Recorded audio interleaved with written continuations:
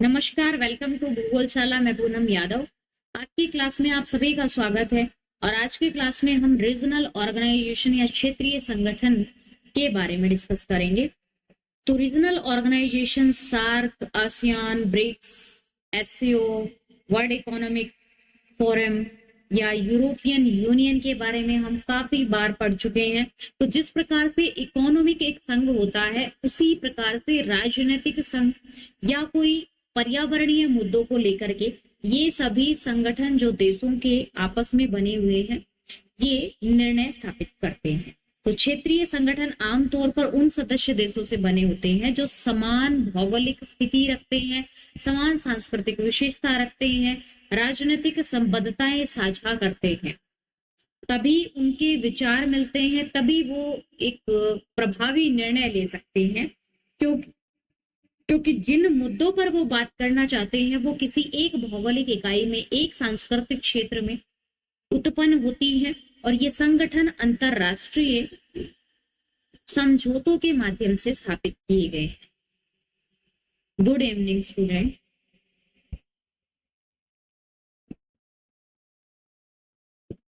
तो चलिए हम संगठन के बारे में बात कर रहे हैं जिनकी संरचना में आमतौर पर शामिल है। निर्णय लेने वाले निकाय कौन से हैं? तो सदस्य देशों के प्रतिनिधि से बने होते हैं जो विभिन्न मामलों में चर्चा करते हैं और डिसीजन भी लेते हैं समय समय पर। सचिवालय, सलाहकार प्रशासनिक शाखा जो निर्णयों को लागू करती है, दिन प्रतिदिन की गतिविधियों के मैनेजमेंट और सदस्य देशों के प्रति बीच में संचार की सुविधा के लिए रिस्पॉन्सिबल है सचिवालय। ठीक है, कोऑर्डिनेशन बिठाते हैं। सलाहकार और कार्य विशिष्ट समितियां ऐसे विशेषज्ञों से बनी होती हैं जो अनुसंधान करते हैं, विशिष्ट मुद्दों पर सलाह देते हैं। तो सबसे पहले समस्या को लेकर के निदान हेतु स्टार्टिंग फेज है जो निर्णय लेने वाले निकाय होते हैं। दूसरा जो कोऑर्डिनेशन बिठाते हैं सलाहकार के और डिसीजन मेकिंग वाले में। सलाहकार जो कि विशेषज्ञों से बनी हुई एक संगठन होता है जो अनुसंधान करते हैं, जो रिसर्च करते हैं, किसी मुद्दे विशेष पर बातचीत करते हैं। तो ऐसे क्षेत्रीय संगठन आर्थिक एकीकरण को बढ़ावा देने के लिए से लेकर के सदस्य देशों के बीच में सांस्कृतिक आदान प्रदान को बढ़ावा देते हैं। तो सबसे पहला संगठन Association of South East Asian Nation. It is political and economic organization of 10 South East Asian nation, जो फॉर्म्ड हुआ है 1967 में। फाउंडिंग मेंबर है Indonesia, Malaysia, Philippines, Singapore and Thailand. Headquarter है जकार्ता, इंडोनेशिया। तो आसियान जो साउथ ईस्ट एशियन नेशंस का है, तो एशिया महाद्वीप के दक्षिण पूर्वी देशों का संगठन है आसियान। अब OPEC, Asia Pacific Economic Corporation की बात करते हैं, जो regional economic forum of 21 Pacific Rim countries. Establish हुआ 1989 में। हेडक्वार्टर सिंगापुर है। ओपेक का विश्व के लगभग आधे व्यापार और वैश्विक व्यापार में लगभग 60% का योगदान रहता है। तो ये मुख्यतः व्यापारी देशों का एक संघ है जो एशिया और प्रशांत इकोनॉमिक कॉरपोरेशन का संघ है। BBIN, बांग्लादेश, भूटान, इंडिया और नेपाल। बी से बांग्लादेश, भूटान, इंडिया और नेपाल, इन 4 देशों का एक उप क्षेत्रीय ब्लॉक है।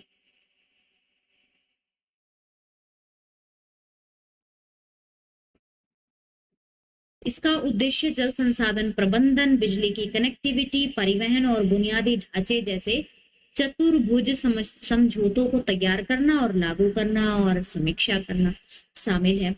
तो जिस प्रकार से हम संगठन पॉलिटिकल स्ट्रेटेजी प्लान करने के लिए या पॉलिटिकल डिसीजंस लेने के लिए, इन्वायरमेंट के साथ में पॉलिटी का क्या रिलेशन है, एक दूसरे के राजनीतिक मुद्दों को डिस्कस करने हेतु जो ये संगठन है वो व्यापारी संबंधी संगठन है, कुछ रिसर्च संबंधी संगठन है, और ये सभी आपस में किस प्रकार से डिस्कस करते हैं, इस राजनीतिक भूगोल में कौन कौन से संगठन काम करते हैं, इसी पर आज हम चर्चा कर रहे हैं। तो BCIM, बांग्लादेश, चाइना, इंडिया और म्यांमार, उद्देश्य क्या है? चारों देश बीच में व्यापार और निवेश का बेहतर एकीकरण बिठा रखा है, जो बांग्लादेश, चाइना, इंडिया और म्यांमार। BCIM आर्थिक गलियारा, इसको multi modal corridor, Bharat China के बीच में पहला एक्सप्रेस वे होगा जो म्यांमार और बांग्लादेश से होकर के गुजरे। BCIM पुनमिल पहल से विकसित हुआ है।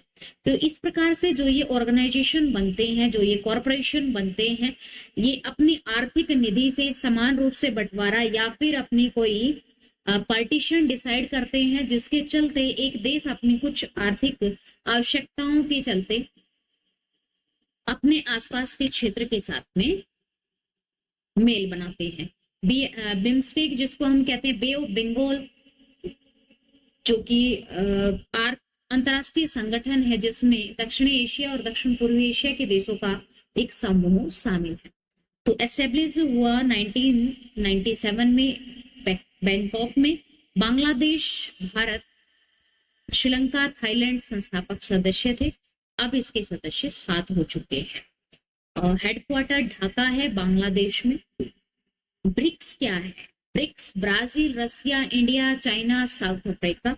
मूल रूप से पहले 4 को 2010 में दक्षिण अफ्रीका में शामिल होने से पहले ब्रिक कहा जाता था या ब्रिक्स के रूप में सामूहिकृत किया गया था। ब्रिक्स सदस्य सभी अग्रणी विकासशील या नव औद्योगिकृत देश हैं जो G20 सदस्य हैं। 5 ब्रिक्स देश दुनिया की आधी आबादी का प्रतिनिधित्व करते हैं और New Development Bank NDB BRICS सदस्यों द्वारा स्थापित एक बहुपक्षीय विकास बैंक है। बैंक का मुख्यालय संघाई चीन में है। ब्रिक्स का G4, ये क्या है? G4 भारत, ब्राजील, जर्मनी और जापान। ठीक है। सभी सदस्य संयुक्त राष्ट्र सुरक्षा परिषद में स्थायी सीटों के लिए एक दूसरे की दावेदारी का समर्थन करते हैं, इसलिए इनको G4 कहा जाता है। IBSA Brazil, India, south Africa सभी विकासशील लोकतंत्र हैं। एक कैटेगरी मैच होती है तभी कोई ऑर्गेनाइजेशन बनाया जाता है। तो जिस प्रकार से संयुक्त राष्ट्र सुरक्षा परिषद में अपनी स्थायी सीट के लिए एक दूसरे का समर्थन करते हैं, तो यह मंच तीनों देशों को कृषि, व्यापार, संस्कृति, रक्षा के क्षेत्र में एक मंच प्रदान करता है, जो IBSA ब्राजील, साउथ अफ्रीका और इंडिया का। IBSA को ब्रासीलिया घोषणा को अपनाने के माध्यम से औपचारिक रूप दिया गया। ब्रासीलिया घोषणा 2003 में संयुक्त राष्ट्र के द्वारा लॉन्च किया। G7 ग्रुप ऑफ 7 का एक समूह है जिसमें Canada, France, Germany, Italy, Japan और यूनाइटेड किंगडम, संयुक्त राज्य अमेरिका शामिल। जो G7 देश की कुल वैश्विक संपत्ति के 64 से अधिक का प्रतिनिधित्व करते हैं। तो इस दुनिया की इनकम का 64% भाग Canada, France, Germany, Italy, Japan, United Kingdom और यूनाइटेड स्टेट अमेरिका रखते हैं। The Indian Ocean Rim Association IORA, Hind महासागर रिम एसोसिएशन, जिसे पहले हिंद महासागर रिम पहल और क्षेत्रीय सहयोग के लिए हिंद महासागर रिम एसोसिएशन के नाम से जाना जाता है। IORA का समन्वय सचिवालय एबने मॉरिशस में था और इसमें 21 सदस्य देश। द मेकोंग गंगा कॉरपोरेशन, हम फटाफट से इसको एक बार हल्का सा ये रहे कि इसमें कौन कौन से ऑर्गेनाइजेशन है, किस डायरेक्शन में वर्क करते हैं। मेकोंग गंगा सहयोग, मेकांग पर्यटन, संस्कृति, शिक्षा के साथ साथ परिवहन, संचार में सहयोग के लिए बनाया है। इसके सदस्य हैं भारत और 5 आसियान देश, जिसमें कंबोडिया, लाओपीडिया, म्यांमार, थाईलैंड, और वियतनाम। इसे सन 2000 में लॉन्च किया गया। संघाई कॉरपोरेशन ऑर्गेनाइजेशन, ज्यादा डीपली क्वेश्चन नहीं आता है इसमें। संघाई सहयोग संगठन एससीओ, संघाई संधि एक यूरेशियन राजनीतिक, आर्थिक और सैन्य संगठन है जिसकी स्थापना 2001 में संघाई में हुई। 10 जुलाई 2015 को एससीओ ने भारत और पाकिस्तान को पूर्ण सदस्य के रूप में स्वीकार करने का निर्णय लिया। सार्क क्या है? सार्क दक्षिणी एशियाई क्षेत्रीय सहयोग संघ का एक समूह देशों का, दक्षिणी एशिया के देशों का आर्थिक संगठन है। सार्क में विश्व का 3% क्षेत्रफल, विश्व की 21% पॉपुलेशन और 3.8 वैश्विक अर्थव्यवस्था शामिल है। सार्क की स्थापना 8 दिसंबर 1985 को ढाका, बांग्लादेश में हुई और इसका सचिवालय काठमांडू, नेपाल। संगठन आर्थिक क्षेत्रीय एकीकरण के विषय को बढ़ावा देता है। इसने 2006 में दक्षिण एशियाई मुक्त व्यापार क्षेत्र की शुरुआत।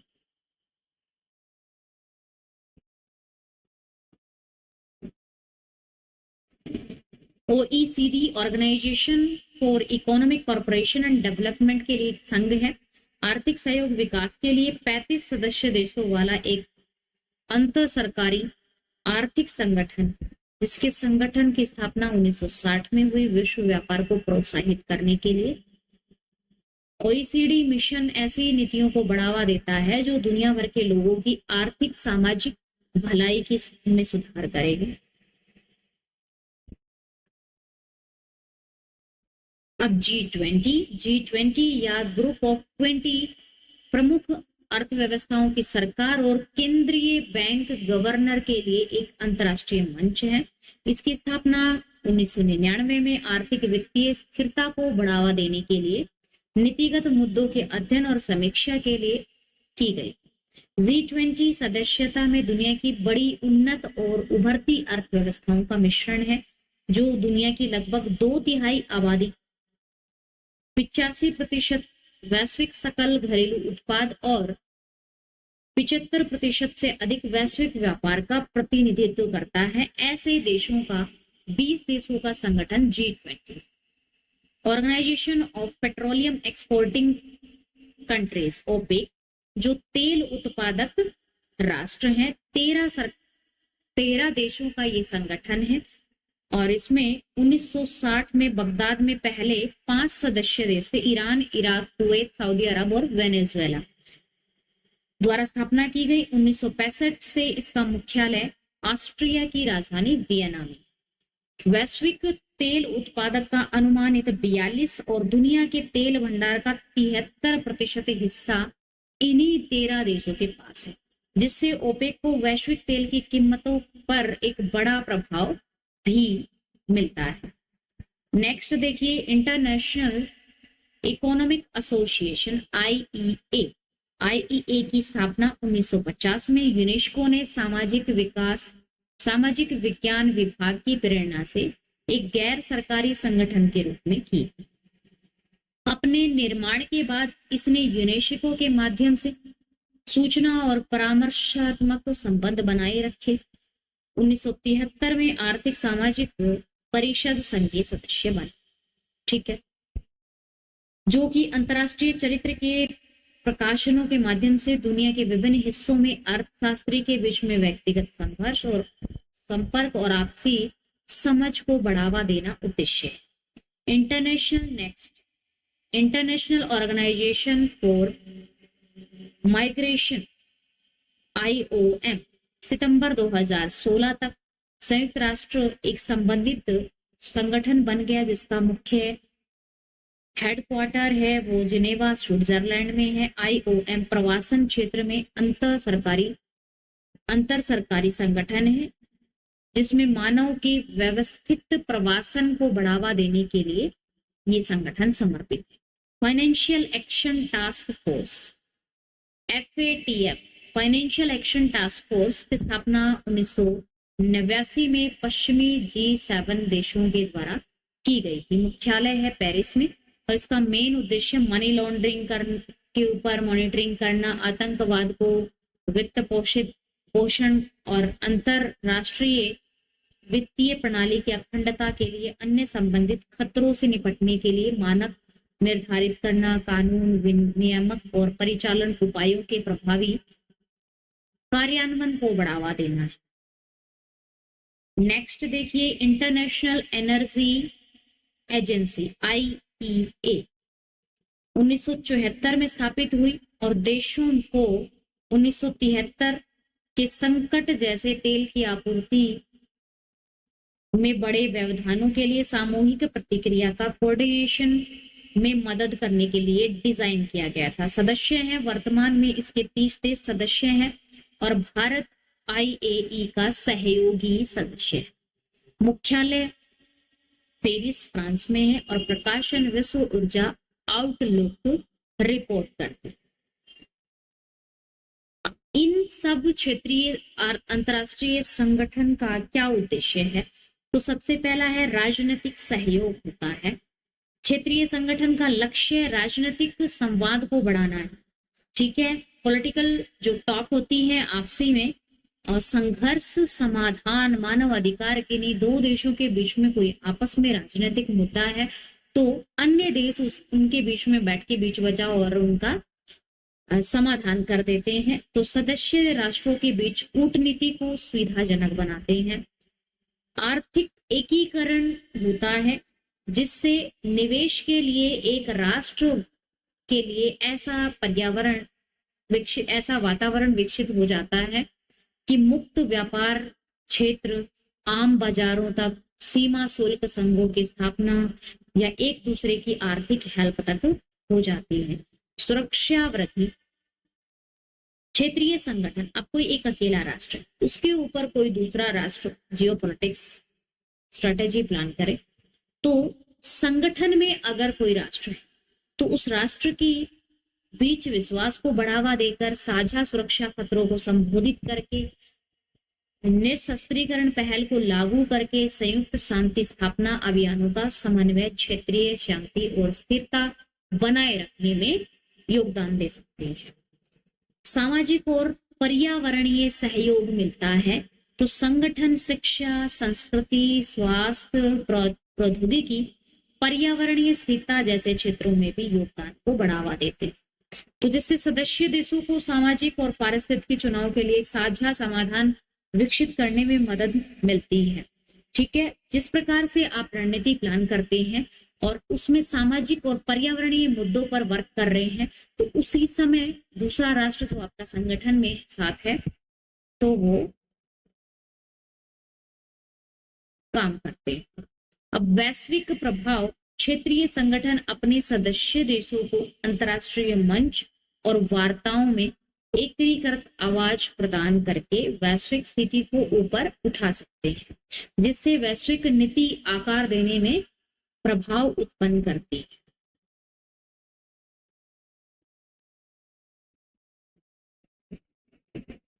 ठीक है, तो ये क्षेत्रीय संगठन है, उनका महत्व होता है क्योंकि एक विकसित राष्ट्र दूसरे विकसित राष्ट्र से सीधा युद्ध या आक्रमण की भी स्थिति बन सकती है। लेकिन जब हम संगठन के साथ में हैं तो कुछ राजनीतिक मुद्दों पर चर्चा होती है, आर्थिक मुद्दों पर चर्चा होती है, सुरक्षा को लेकर के एक राष्ट्र दूसरे राष्ट्र की हेल्प करता है, इकोनॉमिक भी हेल्प करते हैं और सोशल और एनवायरमेंटल हेल्प भी होती है, जिससे पूरा विश्व है वो एक ग्लोबल इफेक्ट से प्रभावित होता है। इसी में एक राष्ट्र दूसरे राष्ट्र के प्रति आक्रामक नहीं हो सकता है, ठीक है। तो ये अंतरराष्ट्रीय संगठन का अपना एक महत्व होता है। तो आज की क्लास में आपने सभी क्षेत्रीय संगठन और इकाइयां पढ़ी जो कि राजनीतिक मुद्दों पर भी इफेक्ट्स डालती हैं, जियो स्ट्रेटेजी पर भी इफेक्ट डालती हैं। और इसी के साथ आज का हमारा जो यूनिट चल रही है, जो पॉलिटिकल ज्योग्राफी को हम स्टडी कर रहे हैं, तो पॉलिटिकल ज्योग्राफी आज का हमारा टॉपिक है वो क्लियर हो चुका है। ये आज की लास्ट वाली क्लास थी पॉलिटिकल ज्योग्राफी। तो इसी के साथ ये है आज की क्लास का एंड। उम्मीद है कि आपको क्लास समझ में आई होगी। मिलते हैं नेक्स्ट की क्लास में। Thank you.